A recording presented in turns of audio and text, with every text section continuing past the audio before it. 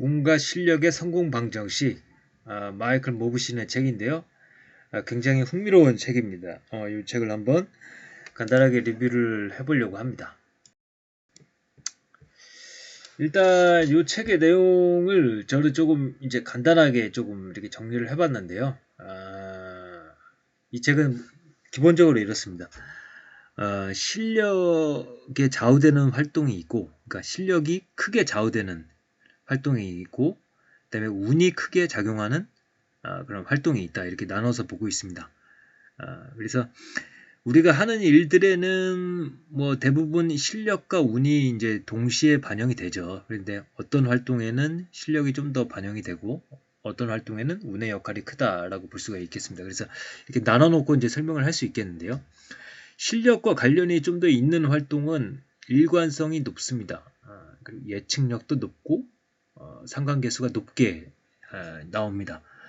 반면에 운의 역할이 크다면 일관성은 낮고 예측력도 낮고 상관계수가 낮게 나옵니다.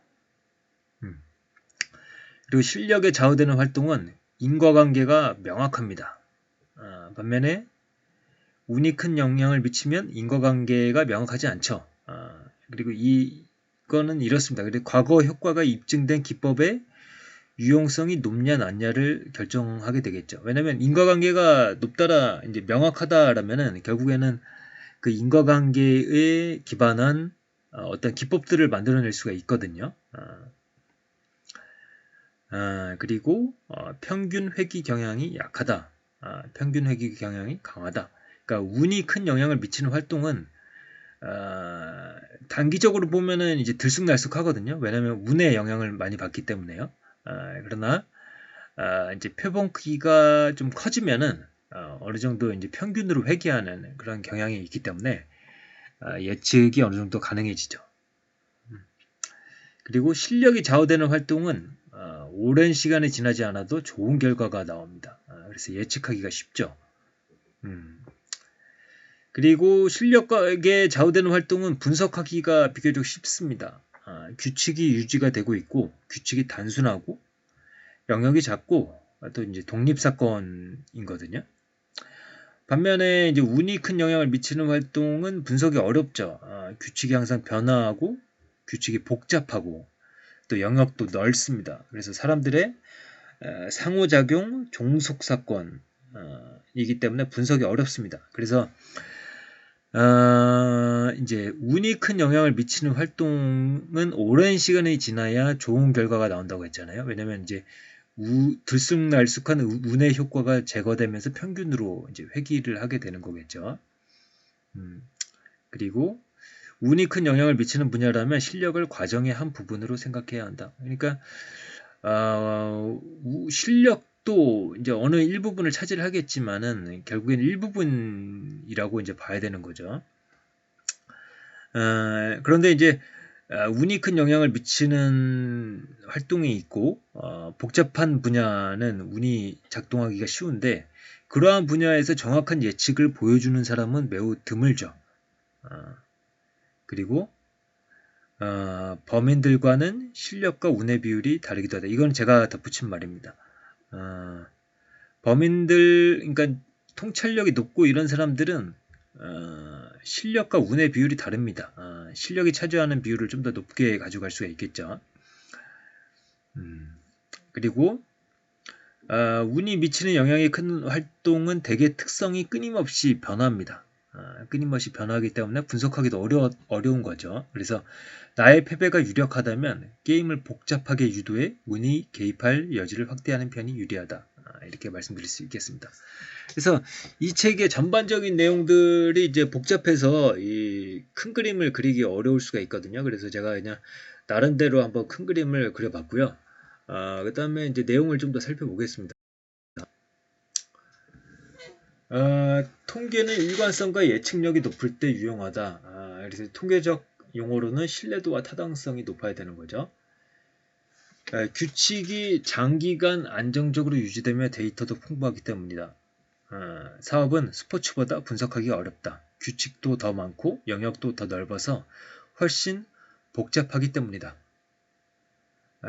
정치 경제 분야 전문가를 대상으로 조사한 결과 이들의 예측이 간단한 통계 모형을 사용했을 때와는 별반 다르지 않다는 사실을 발견했다. 환경이 끊임없이 변화하는 탓에 과거 사건이 미래 예측에 아무런 도움이 되지 않는다는 뜻이다. 그리고 야구 수비수는 9명이고 각 선수가 발휘하는 실력은 수시로 변한다. 따라서 한 선수가 탁월한 실력을 발휘해도 다른 선수가 실수를 저지르면 팀의 실력은 평균에 그치게 된다. 그래서 야구는 테니스보다 운의 영향을 훨씬 많이 받는다. 그래서 테니스는 1대1 게임이잖아요. 1대1 게임이고 야구는 9대9 게임이고 그러다 보니까 야구가 좀 더 복잡하죠. 복잡하고 규칙도 많고 그래서 아까 말씀드린 대로 규칙이 많고 복잡한 곳에서는 운이 작용할 확률이 높죠. 테니스 같은 경우에 실력이 작동하기 때문에 여러 경기를 보지 않아도 어떤 선수가 이길지 예측하는 게 좀 더 쉽습니다. 하지만 야구 같은 경우에는 한 경기, 두 경기만 봐서는 그 실력을 제대로 알기 어렵습니다. 그래서 장기간의 레이스가 펼쳐져야지 그 실력이 점차로 이제 평균으로 회귀를 하게 되는 거겠죠. 그래서 진짜 실력 있는 팀은 장기간의 레이스에서 그게 드러나게 되겠죠. 근데 단기전은 모른다고 하는 게 이런 경우인 겁니다. 변수가 많기 때문이죠.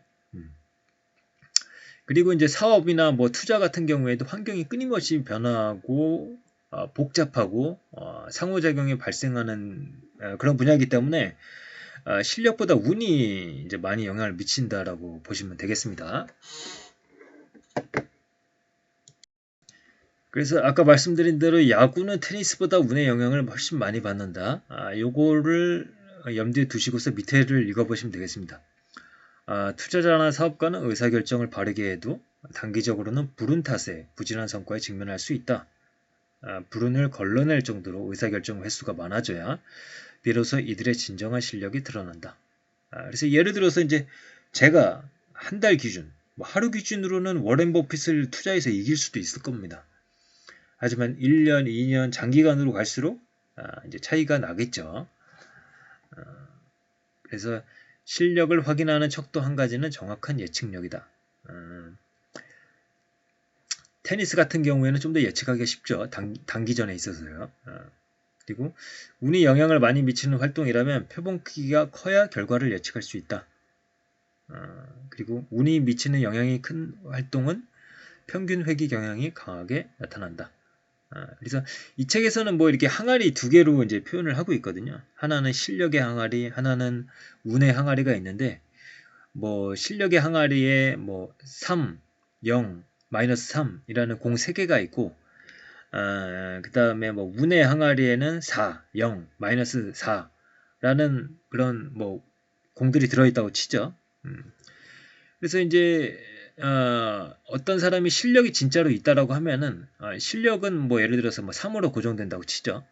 그러면 운은 마이너스 3, 0, 3, 마이너스 4, 0, 4 이게 이제 계속 뭐 단기적으로는 뭐 번갈아 가면서 나타날 수 있겠지만 이 표본이 많아지게 되면 결국에는 마이너스 4, 0, 플러스 4의 평균은 0이잖아요. 그러니까 0으로 회귀하게 되겠죠. 그러니까 운이 작동하는 것에 영향은 0으로 보게 되고 결국엔 실력 자기가 가지고 있는 실력으로 이제 회귀하게 되겠죠. 그래서 또 이런 얘기도 합니다. 실력의 역설에 의하면 선수의 실력은 과거 어느 때보다 향상되었는데도 실력이 타율에 미치는 영향은 오히려 과거보다 감소했다. 그래서 뭐 운이라는 거는 결국에는 이제 횟수가 반복되면 운의 영향력은 점차 줄어들 수가 있고 결국엔 실력이 중요해지는데 요즘 세상에서는 선수들의 실력도 많이 이제 편차가 없다라는 거죠. 그래서 그런 얘기도 했고요. 그 다음에 득점 기회가 많은 스포츠일수록 결과가 주로 실력에 좌우되는 경향이 나타난다.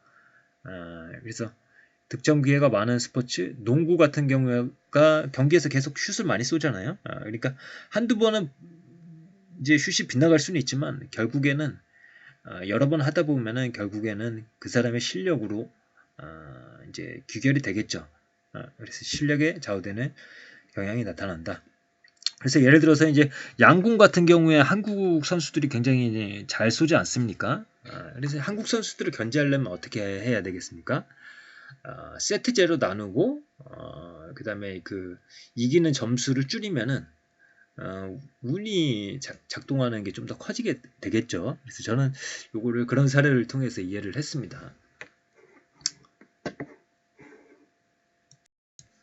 그 다음에 이거는 제가 이 책에서 이해한 거를 좀 적용해 보려고 제가 나름대로 만들어 본 건데요. 뭐 이건 이제 투자에 대한 겁니다. 이제 투자는 이제 운이 차지하는 비중이 이제 클 거라고 저희가 일반적으로 생각을 하죠. 그런데 이제 뭐 예를 들어서 이제 워런 버핏이 자주 하는 말 중에 이런 말이 있습니다. 나는 내가 칠 수 있는 공만 친다. 뭐 이렇게 이야기를 하죠. 그래서 이제 과거에 기술주 같은데 왜 투자를 안 하느냐 했을 때 나는 그 분야는 이제 잘 모르기 때문에 안 친다. 그리고 그 분야의 자체가 들쑥날쑥하다라고 이해를 한 거죠. 그래서 그 운이 영향을 미치는 영역을 최소화시키는 거죠. 그래서 내가 실력이 영향을 미치는 그 영역을 넓힌다라는 관점에서 볼 수가 있겠습니다. 그다음에 아래를 보시면은 뭐 기술주에 투자를 안 하고 물론 요즘에는 기술주를 투자를 하죠. 근데 어쨌든 과거의 그런 사례를 보면은 기술주에 투자를 안 하고 내가 이해하는 그런 분야의 주식만 투자를 한다라고 했을 때도 똑같은 방식으로 투자를 할 수가 있겠죠. 근데 어떤 사람은 그 분야에 대한 이해도 자체가 낮을 수가 있습니다. 근데 워런 버핏 같은 경우에는 그 분야를 굉장히 이해하려고 노력을 하죠. 그래서 운의 영역을 축소시킨 것은 같은데 그 실력 자체의 통찰력과 이해도가 다른 거죠. 그래서 요렇게 한번 이해해 볼 수 있지 않을까 싶습니다. 이건 저의 이제 생각이고요. 그래서 이제 이 책은 제가 이제 그 확률이라던가 통계라던가 운이라던가 그리고 어떤 성공이라던가 이런 거에 대해서 굉장히 생각을 많이 하게 하는 책이었습니다. 그래서 저도 한 짧은 시간 안에 몇 번 읽은 책인데요. 앞으로도 주기적으로 좀 더 읽지 않을까 싶어요. 읽을 때마다 조금 더 배울 수 있지 않을까 싶은 아무튼 좋은 책이었다고 생각이 됩니다. 그래서 한 번씩 읽어보시는 것을 추천드리고요. 읽고 나서 제가 지금 말씀드린 것을 다시 보시면은 조금 더 제가 말씀드린 것이 이해가 되시지 않을까 싶습니다. 그러면은 오늘의 리뷰는 이것으로 마치도록 하겠습니다. 감사합니다.